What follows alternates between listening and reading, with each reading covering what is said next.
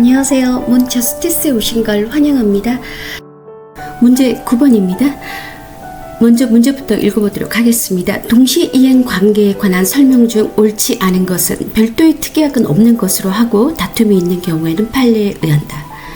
1번 전세권의 소멸한 경우 전세권자의 목적물 인도 의무 및 전세권 설정 등기 말소의 의무와 전세권 설정자의 전세금 반환 의무는 동시이행 관계에 있다.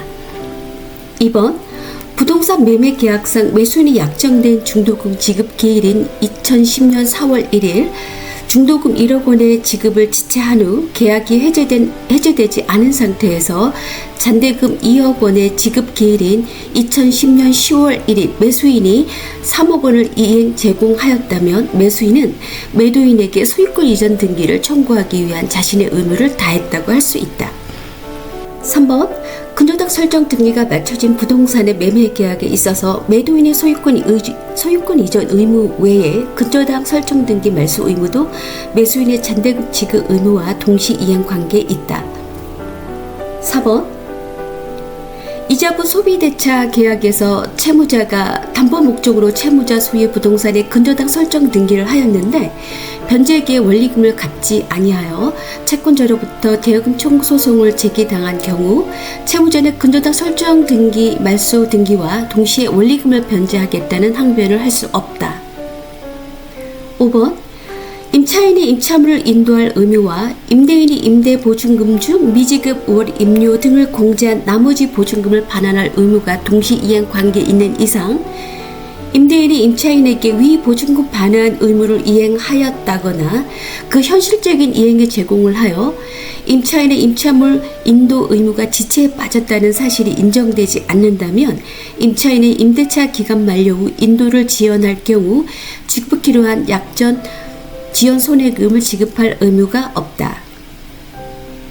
9번 문제 핵심 쟁점사항은 다음과 같습니다.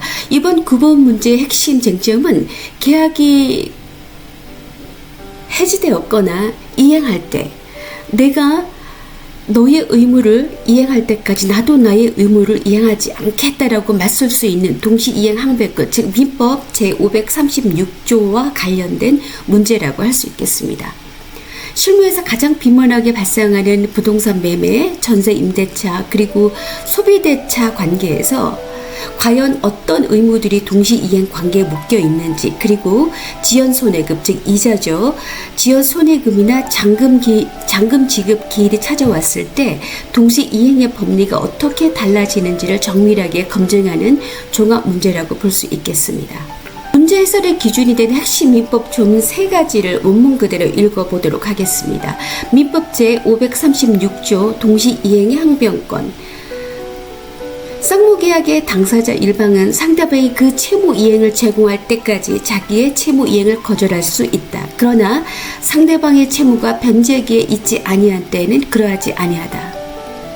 민법 제317조 전세권의 소멸과 동시이행.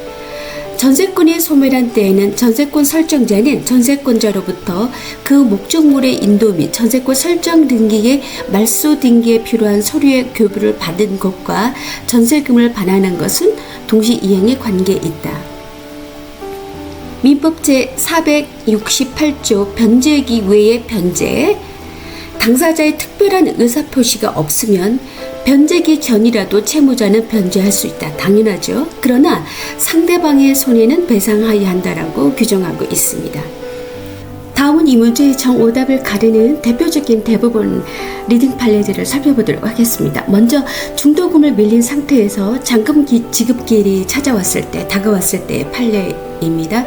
대법원 90-19957 판결에 따르면 대법원은 매수인이 중도금 지급을 지체한 상태에서 잔금 지급 기일이 도래한 경우 매수인의 중도금과 중도금에 대한 잔금 기일까지의 지연손해금 그리고 잔금 전체와 매도인의 소유권 이전 등기 소록 교부 의무가 동시이행 관계에 선다고 판시했습니다.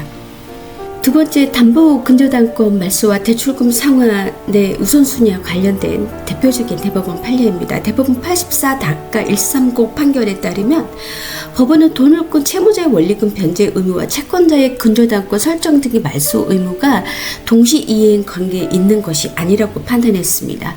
채무자의 변제 의무가 선이행 의무이다라고 확고하게 선을 그은 대표적인 판례라고 볼 수 있겠습니다. 세 번째, 동시 이행 관계와 약정지연 손해금 발생 여부에 관한 대법원 판례입니다. 대법원은 95-14664, 14671 판결에서 임대인이 보증금을 제대로 반환하거나 현실 이행에 제공을 하여 임차인을 이행 지체에 빠뜨리지 않았다면 임차인이 집을 안 비워주고 있더라도 동시 이행 항변권에 의해 정당하게 점유하는 것이므로 지연 손해금, 즉 약정 손해금 지급 의무는 발생하지 않는다고 판단했습니다. 자, 그러면 질문들 하나씩 분석해 보면서 정답을 찾아내 보도록 하겠습니다. 먼저 1번 지문은 옳은 지문입니다. 민법제 317조 조문 그대로입니다. 전세 기간이 끝나면 집을 비워주고 등기의 말소 서류를 넘겨주는 것과 집주인이 전세금을 빼주는 것, 반환해 주는 것은 정확히 동시 이행 관계에 있다라고 봐야 합니다. 1번 지문은 옳은 지문입니다. 2번 지문은 틀린 지문입니다. 따라서 이 문제의 정답은 2번이 되겠는데요.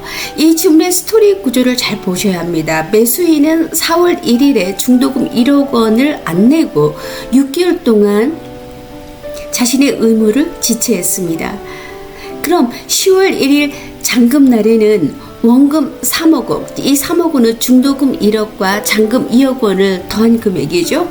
이 금액을 가져가서 등기를 넘겨달라고 하면 될까요? 안 될까요?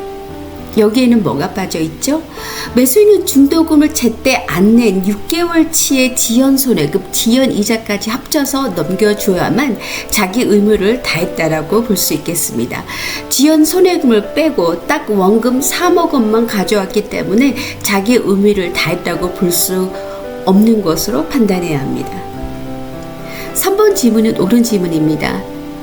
돈을 주고 땅을 매수하게 되는데 매도인이 등기부 등본에 은행 근저당 설정권이 이미 설정되어 있다라고 하면 누가 그 해당 부동산을 살 수가 있겠습니까? 매도인은 깨끗하게 소유권을 이전해 주면 물론 그 해당 부동산에 설정되어 있는 근저당권까지 말소해 줄 의무가 매수인의 잔대금 지급 의무와 동시 이행 관계에 있다라고 볼 수 있겠습니다. 4번 지문도 옳은 지문입니다. 대출금을 갚는 것과 담보로 잡힌 근저당을 푸는 것은 동시 이행 관계가 아닙니다. 돈부터 먼저 다 갚아야 담보를 풀어준다는 것이 법원의 원칙입니다.